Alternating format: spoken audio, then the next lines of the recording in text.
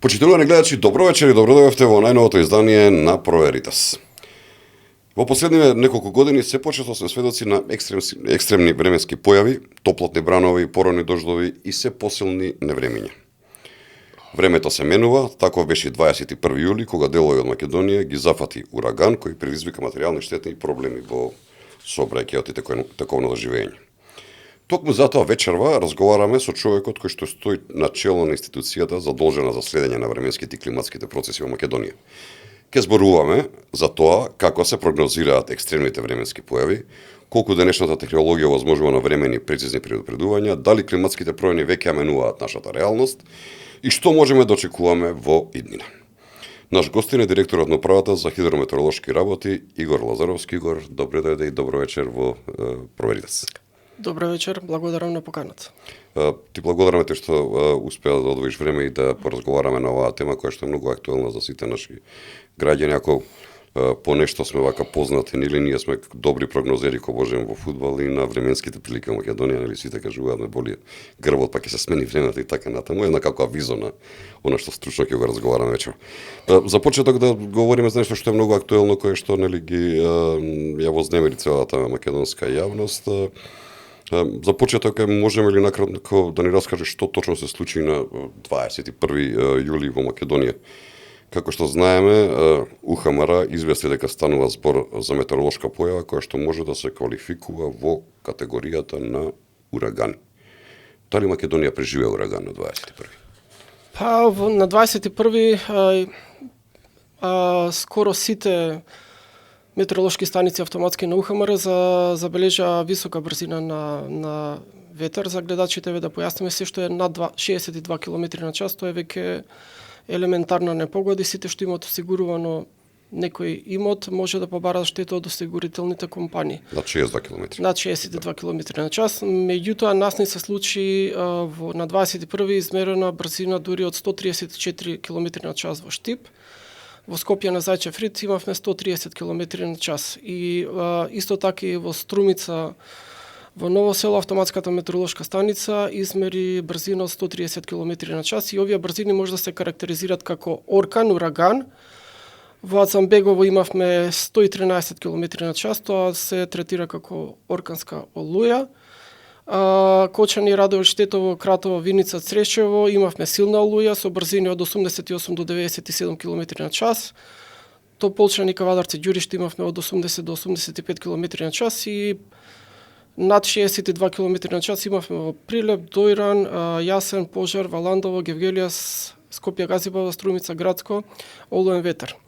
Значи, скоро цела територија на државата на Македонија беше офатена со многу силен ветер, од оркан, ураган па до олуен ветер. Така, што мислиш, Игор? Јас сум лаик комплетно за хидрометеорологијата. Меѓутоа, често се говори, често се коментира на социјалните мрежи, на во медиумите, да луѓе велат дека сето ова е поврзано со промената на климата во Македонија и во светот, на што сме сведоци последниве години. Дали може да констатираме дека оваа појава што се случи на 21 јули во Македонија на некој начин директно или можеби индиректно поврзана со климатските промени кои што се случуваат во светот? Очигледно и дефинитивно дека имаме зголемување на температурите како во цела Европа, така и во Македонија. Од 80-тите години па навака имаме еден тренд на зголемување на просечните температури. Овој ветер што ни се случи пред неколку дена не е рекорд во Македонија. Македонија доживеала и поголеми максимални брзини на ветер, конкретно во Скопје. На вакво невреме некогаш дека имало појако. Во Скопје на 28.2.90 година, пред 36 години измерене 147 км на час брзина на ветер, а рекордот во Македонија е 150 км на час во Штип измерен. Така, значи имало и појаки ветрови. Да, има и појаки ветрови, меѓутоа 90-тите години зградите во Скопје беа со рамни кровови, од тогаш натака имаме сандирани кровови, коси кровови и сега се покажа квалитетот на Па да, видовме дека одредени градежни работи. Да, одредени изработувачи само замачкале нешто и многу кровови во Скопје отидоа за жал. Кажи ми, колку прецизно беше предвидено ова невреме? Дали и кога беше издаден метеоалармот? Морам да признам дека прв пат, јас сум човек што, знаеш, долго време ја следи јавноста, политиката во Република и сите други работи кои што се поврзани со живеењето. Прв пат можеби во историјата на суверена Македонија прочитав еден статус на градоначалникот на Скопје 2 часа пред невремето, во кое што изјави по вашата информација која излеговте дека да се подготват граѓаните на Скопје, дека може да се случи тоа, што во минатото не се случувало од првиот човек на Скопје тоа да го направи. Управата за хидрометеоролошки работи е составен дел на Светската метеоролошка организација. Значи, сите мерења се е стандардизирано и се е по стандардите на Светската метеоролошка организација. Конкретно мерењата за ветер се вршат со посебна опрема, калибрирана, лиценцирана на 10 метри висина. Тоа е стандард сегде во светот. Сите наши мерења на 10 минути одат во Светската метеоролошка организација и таму врз бази на други податоци, сателитски, метеорадари и многу други информации се прави прогнозата. Управата за хидрометеоролошки работи неколку пати во денот има редовни соопштенија околу прогнозата. Обично тоа е во 8:30, околу 12 и околу 17 часот. Меѓутоа, кога има најава за посебни невремења или одредени метеоролошки појави, се издават и посебни соопштенија. Ние неколку дена претходно ги следевме неповолните метеоролошки услови на Балканот, во Европа и 2 дена претходно имаше исто така силен ветер и невреме во Хрватски, во Босна, Црна Гора, дури во Скопје на 20 ден претходно имавме исто така доста силен ветер. Ние ова невреме го најавме со посебно соопштение на 20 во 12:05, каде меѓу другото најавме дека конкретно за Скопје наместа ќе има услови за појава на краткотрајно невреме со силен ветер и изолирана појава на град. Значи тоа беше повеќе од 26-7 часа претходно.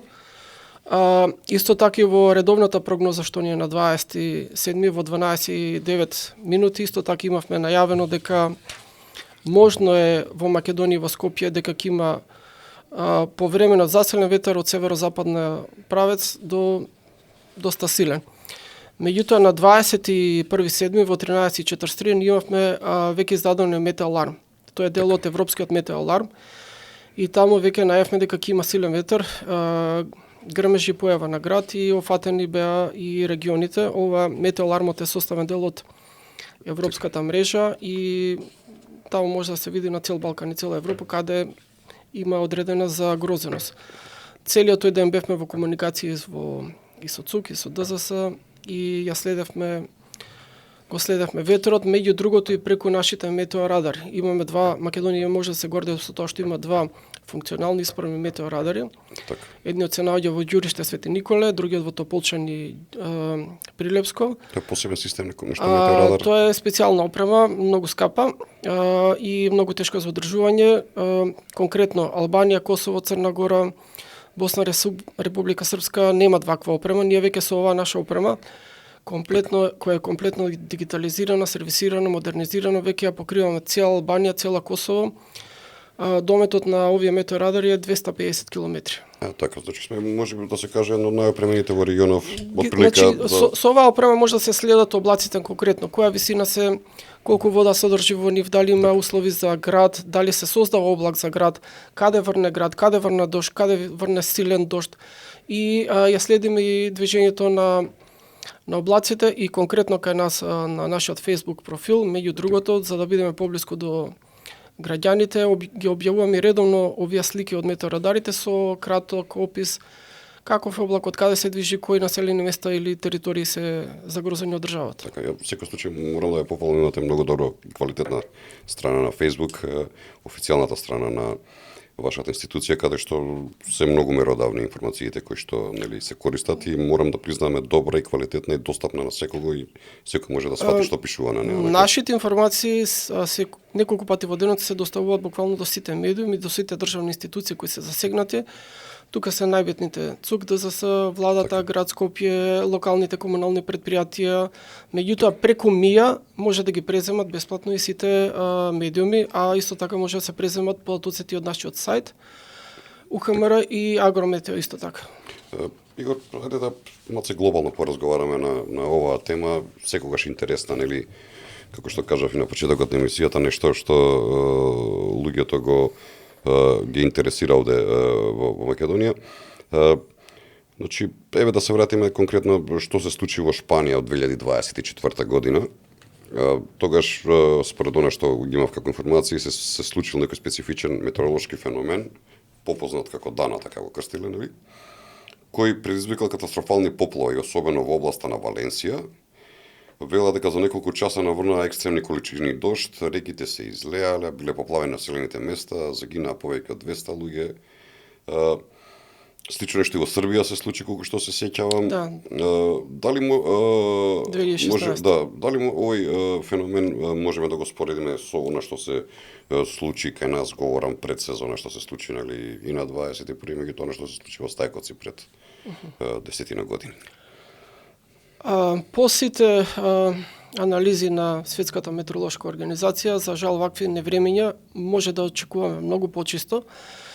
Тие ќе се состојат од големи количини на дожд кои наврнуваат за многу кратко време.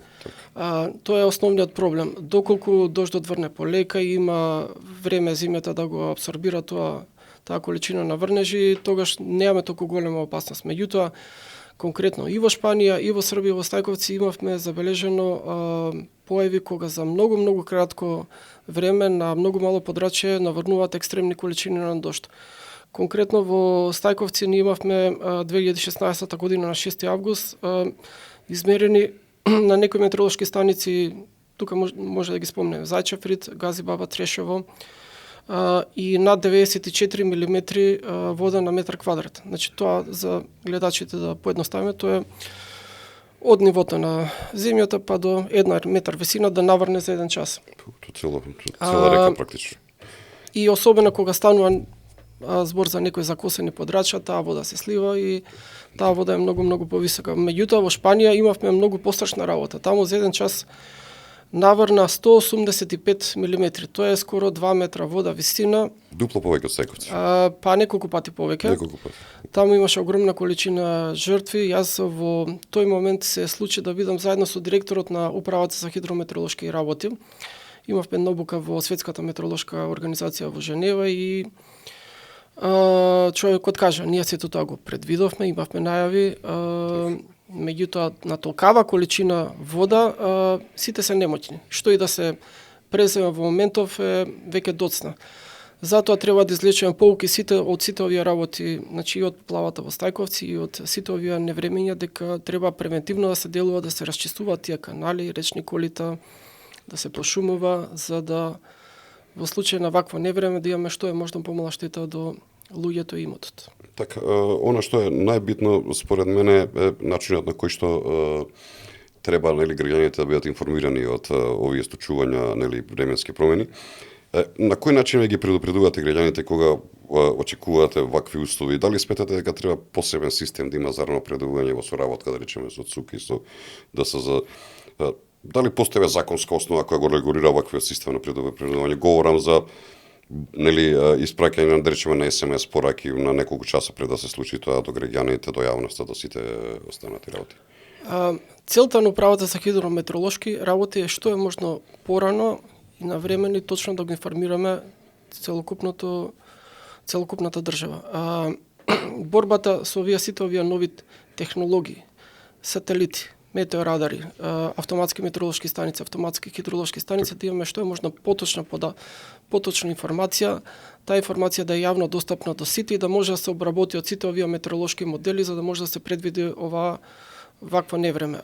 Конкретно сите ние наши информации ги доставуваме до Центарот за управување со кризи. Тие се меродавни да пренесат информацијата до сите засегнати, меѓутоа и ние се трудиме колку што можеме. И ако ние сепак нашата работа е само да предвидиме, да кажеме што ќе се случи, преносот и дистрибуцијата на информацијата е преку Центарот за управување за кризи. Тие веќе почнаа со примена на СМС пораките, имавме, нели, такво едно тестирање. Тоа во некои земји функционира, кај нас сме уште на фаза на тестирање. Нареден чекор е овие пораки да се праќат регионално, бидејќи ние имаме услови, може да предвидиме доколку некој регион е зафатен, значи да не се известува цела држава. Така. Конкретно имавме таква ситуација во Полошкиот регион. Многу прецизно предвидовме дека ќе забрани, дека ќе има излевање на улиците, дека ќе има тие одредени црни точки, дека ќе бидат со вода и така. На тоа може да се предупреди. Исто така и за силниот ветер, меѓутоа во вакви околности при вакво невреме, олуен ветер, многу малце може да се направи за пола сат, час, два. Сепак на тоа треба да се мисли многу порано. Градежните работи се прават по стандарди, Да, она што го кажавте, секој да си работи својата работа, да бидат така. чисти каналите, да бидат зградите правени според стандарди како што треба. Бидејќи- Тоа е превентивата, не Бидејќи времето. секој денар вложен во превенција на овие вакви работи и спречување на штети од метеоролошки невремења се враќа многукратно при евентуално невреме. Да, во секој случај, да не говориме и ризикот, нели, по човечките животи што може да се случи. Некои земји извлекува многу силни поуки, конкретно во Србија, после невремето во Обреноvac 2016 година. Србија конкретно многу напредна и со тие чистење на канали, вештачки езера, уредување на речни корита, набавка на опрема, многу повеќе единици за спасување, многу повеќе опрема за спасување. Исто така и ние извлековме голема полка од тие излевања на конкретно на Вардарка и Јагуновце. Може да се пофалиме дека оваа година за прв пат после 20 години Вардар во Јагуновце не се излеа, благодарејќи на тоа што се направи негде 7-8 километри се уреди коритото на реката Вардар, инаку да не беше тоа направено, може да очекувавме ние цело Јагуновце да биде под вода, можеби над месец и нешто. Така, ето, Значи, така се ова е- работи за превенција, да е многу битно. Ова е голем успех кај нас, поготово тие некои работи што се направија во Полошкиот регион и треба да се продолжи со овие активности. Спомена на почетокот на емисијата нешто што мене вака погоди внимание повеќе кај мене. Говориш дека сме едни од подобрите хидрометеоролошки нели организации во регионот по квалитет и по луѓе. Кажи ми со каква опрема ве располага управата за хидрометеоролошки работи? Колку се современи целата опрема, колку е таа прецизна? На вашиот сајт известувавте нели за модернизирањето на инфраструктурата во УХМР, понашто го гледав. Односно на повеќе главни метеоролошки станици за набавка на нови хидрометриски опреми за УХМР, мерење на ниво на подземни води, читав таму. Имате нов дигитален предавател за радарски системи. Колку е се тоа значајно за подобрување на работата на управата за хидрометеоролошки работи? Се трудиме да сме во тек со најновите достигања во светот и да имаме најквалитетната опрема и софтвери за да може на нашите вработени да им се олесни работата. Нашите радари се сервисирани, дигитализирани, модернизирани, функционираат, двата метеорадари. Исто така имаме над 70 автоматски метеоролошки станици, над 40 автоматски хидролошки станици. Сите овие мерења се по стандарди на Светската метеоролошка организација. Сите овие податоци на 10 минути од во Светската метеоролошка организација и се споредуваат со податоците од другите земји, меѓу другото и служат и за калибрирање на прогностичките модели и податоците од сателити. Ние во моментов користиме втора генерација метеоролошки сателити, меѓутоа може да се пофалиме дека веќе добивме хардвер и софтвер за користење на трета генерација метеоролошки сателити. Ова ќе значи голем исчекор во полесно и попрецизно прогнозирање. Ќе имаме на располагање 50 пати повеќе податоци од досегашните. Ќе има многу канали кои ќе може да овозможуваат многу точни информации. Меѓу другото ќе имаме и вертикална мерење на температурата, облаците ќе ги гледаме во 3D, точно ќе се знае колку вода има во облаците. Преку овие канали ќе може да се следат и движењето на песокот од Сахара, движењето на чадот од шумските пожари, меѓутоа многу битно е што ќе има и некои елементи за следење на квалитетот на воздухот. Така. Ние во моментов Што е многу битно за нас. да, работиме со машински факултет и со автоматските станици за квалитет на воздух со на управата за животна средина и Министерството за животна средина, така да веќе развиваме и тестираме еден прогностички модел од Оксфорд кој ќе служи понатака за предикција меѓу другото и на квалитетот на воздухот во Скопје. Да, нешто многу битно. Во секој случај, кажа дека имате пристап до овие глобални системи, дека сте во систем, нели, често ги користиме ние како држава во целата. Дали во тој глобален систем често ги користат и нашите информации од Да. Значи, хидрометеоролошкиот? сите податоци од цел свет се многу битно за се добие глобалната прогноза. Ние имаме одлична соработка со Европскиот центар за среднорочна прогноза на времето во Рединг, исто така и со виртуелниот центар за климатски промени во Југоисточна Европа, климатскиот форум за Медитеранот и како многу други светски прогностички центри. Минатата година присуствуваше на еден регионален состанок на представници на хидрометеоролошките служби со Светската метеоролошка организација, кратенката е ВМО, нели? Да. И на Европскиот центар за среднорочна прогноза. Колку е важна оваа соработка со меѓународните институции? Дали тоа обезбедува точни навремени информации како за вас како управа за хидрометеоролошка работа, така и за нас граѓаните? Ова го поставам како прашање, бидејќи следното прашање е исто поврзана со ова, па затоа и ме интересира. Важноста на Светската метеоролошка организација на ниво на свет е многу битна. Прво нешто што е формирано по создавањето на Обединетите нации е Светската метеоролошка организација. Македонија е член на Светската метеоролошка организација и имаме многу блиска соработка со сите управи за хидрометеоролошки работи и на Балканот и Југоисточна Европа. Цело време сме во контакт и разменуваме податоци. Да речеме, конкретно нашите податоци за врнежите служат за калибрирање на сателитските податоци и така се тестираат сите тие светски модели. Исто така и нашите вработени често одат на обуки и соработуваме со сите управи за хидрометеоролошки работи. Конкретно минатата недела имавме двајца синоптичари и двајца хидролози на посебна 5-дневна обука во Грузија. Претходно исто така имавме еден метеоролог на обука во Истанбул и мислам дека сме во тек со се што се случува на базата на напредок во побрза и поточна прогноза. Дали се цените нашите хидрометеоролози во светот? Дали имаме традиција на квалитетни луѓе кои што ги почитуваат во таа фела? Ова ви го говорам од причина што во денешно време, во време на многу медиуми, социјални медиуми, сите останати работи, секој може да напише дека е прогнозер на време, да го попишува време, да го кажува како ќе биде. Прашањето ми е, кој е релевантен, вие сте најповикан за таа работа, ни кажете кој е најрелевантен извор за ние да се држиме до тоа како ќе биде времето во Република Македонија? Се работи сепак за една сериозна работа. Не е само тоа што се случува во Македонија, говориме за светска метеоролошка мапа во која што сме ние во целата таа работа. Секој пишува се, тоа сакам да кажам на мрежите, може секакви реакции да има на луѓето. Што им вака, како совет би им дале на нашите гледачи, до што да се држат за да знаат за правилна информација за времето? Би препорачал да се следи сајтот на Управата за хидрометеоролошки работи, исто така и нашиот сајт. Тој е најбрз и најточен и добар извор на податоци.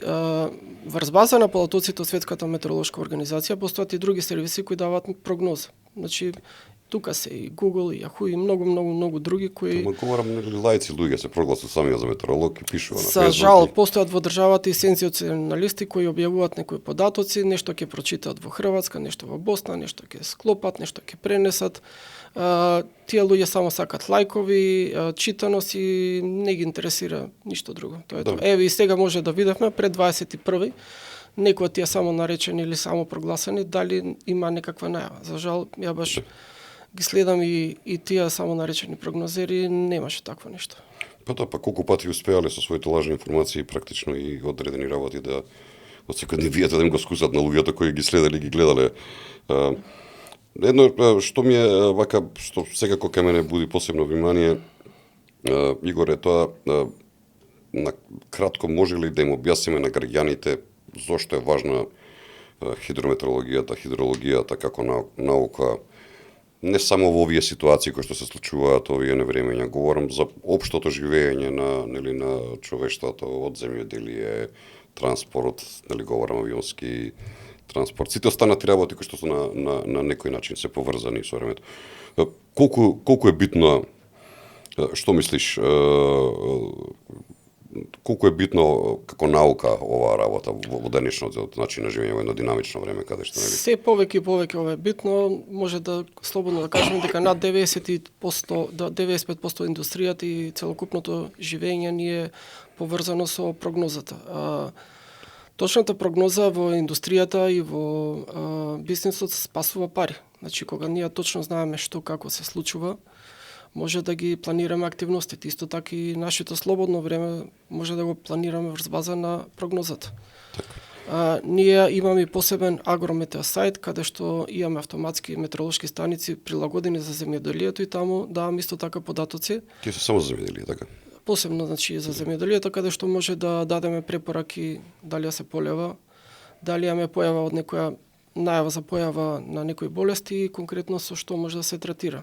Така не се само временските, дали ќе врне или нема да врне, тука им дават и други препораки, во кој период да се полева. Ова не сум го знал, интересно. Да. И тоа го покриваме. Така да тоа е битно за земјоделците.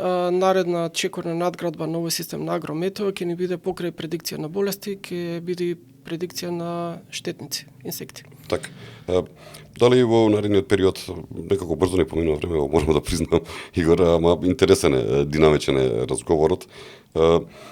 Кои се следните вака да речеме планови на управата за хидрометеорологија на Македонија? Дали ќе се надградува, дали ќе продолжи во истиот процес да работи како до сега транспарентно, со нели јас сум пријатно изненаден од ова што го кажат и дека сме добро опремени, дека сме квалитетни, дека сме почитувани, дека сме некој релевантен фактор како управа за хидрометеорологија. Секогаш може повеќе да направиме. Ние се трудиме нашите автоматски метеоролошки станици да бидат во безпрекорна форма, да ги даваат податоците, исто така хидролошките станици. Меѓу другото не спомнавме дека покрај метеорологијата, хидрологијата, управата за хидрометеоролошки работи има и посебен сектор за квалитетна вода. Так. Ние правиме испитувања и на подземните води и на проточните води, како на нивото, на протокот и на квалитетот на вода. Може да се пофалиме дека во моментов имаме можеби најдобра опрема во државата за проверка на квалитетот на вода, хемиски и биолошки својства на водата. Така, некој знае во момент, браво. Хидрологијата значи посебен дел во хидрометеорологијата кој што се бави со нели квалитет на водата. Посебен сектор е тоа, кај нас се разграничувам. Посебен сектор ни е квалитет на вода, хидрологијата е посебен сектор. Во хидрологијата го следиме на дневно ниво сите реки и природни езера, нивото, температурата, протокот и ова е многу битно кога имаме во комбинација со другите метеоролошки податоци. Знаеме кога има опасност од излевање на одредена река, кога треба да се пример и некојаш и да се запре со производството на струја од хидроелектраните за да се намали ризикот од излевање на некои реки и други податоци. Кога би имали уште и совесни градоначалници, Имаме. Може би биле подобро целата таа работа, говорам за нешто се случуваше во гостивар. Хидрологијата ми спомна на работа која што сама по себе деноје повторно се слушаат разни муавети, разни разговори. Да кажем Игор, дали Охридското езеро е добро за капење? Има и такви разговори дека не било добро за капење, дека е загадена водата, те ова, те она. Поточно овие податоци за Охридското езеро овие испитувања ги прави Хидробиолошкиот завод од Охрид. Тие се специјализирани за природните езера и таму се прават тие испитувања, меѓутоа сите знаеме дека водата во Охрид е со одличен квалитет, прва или втора класа, дури може да се користи и за пиење. Меѓу другото, Охрид делумно се снабдува со вода за пиење од Охридското езеро. Нормално таа вода се третира претходно. Треба многу работи да се подобрат, државата работи на да се заокружи тој колекторски систем, мислам дека останат уште селото Трпејца. Се прават напори таму да се доврши, да се комплетира овој колекторски систем и со тоа ќе имаме почисто езеро. Може би понатака ќе се размислува и за други мерки за уште подобар квалитет на водата во езерото. Секогаш може подобро се направи. Одлично. Вака пред самиот крај кажи ми Игор, какви се предвидувањата за еднина, секогаш е тешко да се предвидува нешто без оглед што е да се работи, нели? Дали во еднина ќе имаме можност да гледаме почесто вакви временски промени како што се случуваат во последниот период во Македонија? Јас како човек кој што цел живот овде живее во Скопје, цел живот сум, нели, она што го видов пред некој ден на 21. маци ми стана чудно, никогаш претходно го немав тоа доживеано овде. иако и каште 90-та не се сеќавам баш, Да. ама нели поминала таа работа, она што ние како луѓе треба во иднина, нели многу битно да размислуваме е тоа дека треба да бидеме малку и поодговорни во тоа бидејќи природата не простува. Дали во иднина често ќе имаме вакви промени временски, дали ќе се случуваат вакви работи? Не секојдневни работи се случуваат и не во Македонија, туку и на светско глобално ниво, нели некои метеоролошки феномени, нели кои ќе тргнеме од Ел-Нињо и сите тие останати работи. Дали треба да се подготвуваме полека? Дали јас она што го видов после последно невреме во Скопје, практично одредени временски климатски промени веќе влијаат и на тоа што треба да садиш, кои дрва треба да ги садиш. Точно. Дали во градов видовме колку испопаѓа огромни. Што мислиш, ќе се случуваат ли во иднина вакви феномени? Треба ли да бидеме подготвени? Треба ли како држава да размислуваме, да имаме стратегија, нека токму буквално од необични работи, како што кажав, од садење дрва па до се останато до чистење канали? Управата за хидрометеоролошки работи, меѓу другото, издава и сезонска прогноза и таму може да се види што не очекува конкретно ова лето. Глобалното затоплување не може да не одмине и нас. Сите го чувствуваме тој тренд. Сите памтиме како пред 20 години конкретно во Скопје имало многу повеќе снег, сега тоа не можеме да го видиме и треба да се адаптираме. Како во земјоделието, така и во урбаното озеленување. Треба да се размислува за видови кои се поотпорни на овие климатски промени, на овие помали количина на дожд, на поголеми температури, и во урбаното зеленило треба да се размислува и за видови кои се отпорни на силен ветер, исто така и во земјоделието. Веќе се применуваат видови кои се поотпорни на овие климатски промени. Таков е трендот во светот, од 80-тите години имаме зголемување на температурите и ова најверојатно и ќе потрае. Мерењата во Европа се од 1750 година, најстарата метеоролошка станица се наоѓа во Прага и таму може да се забележи дека имало трендови во оваа историја од кога постојат мерењата и на поладни периоди и на потопли периоди, од 80-тите до сега имаме некој зголемување на температурите. Да, велат тоа се случувало и на земјата циклично, меѓутоа многу овој пат има влијание човештвото, нели, на сето што се Точно така, по сите препораки на Светската метеоролошка организација ние може да очекуваме се повеќе вакви метеоролошки екстреми. Силен ветер, обилни врнежи за многу пократок период, каде што за пример за час може да се надминат и месечните просеци. За жал мора да се адаптираме и мора да се прилагодуваме на климатските промени ние. Тоа значи дека практично секој ден твоето одење на работа и на сите останати луѓе во хидрометеоролошкиот завод не е рутина, како што било некогаш што ви се знаело кога врне, кога не врне, кои температури има одредени.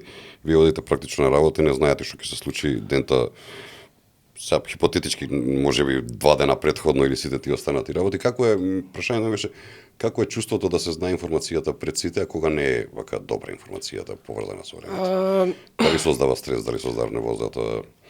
Постојат и денови кога прогнозата е во ред, меѓутоа постојат денови кога може да се очекува невреме. Во такви моменти нашите вработени остануваат и на дежурство. Тука имаме вклучени во изработка на прогнозата и синоптичари, и метеоролози, и хидролози, и заеднички се прави таа прогноза. До Управата за хидрометеоролошки работи издава 5-дневна прогноза, меѓутоа од момент на момент, ако имаме промени, таа прогноза се адаптира на ново настанатата ситуација.